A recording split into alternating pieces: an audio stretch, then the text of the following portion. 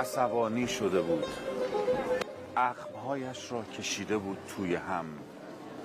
فرمود ساکت باش، خدایمان که یکیست، پدرمان هم همینطور، ثواب را هم که به کارهای نیک میدهند.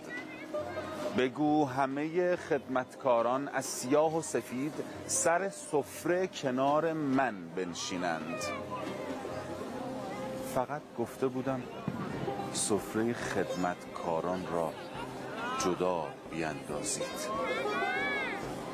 دمدمای غروب روز 9 رمضان، صحن انقلاب، کنار سقاخانه علی ابن موسی رضا، رو به پنجره فولاد، زیر طلایی گنبد شمس الشموس، همه با هم بریم زیارت آقامون سلطان ارض توس.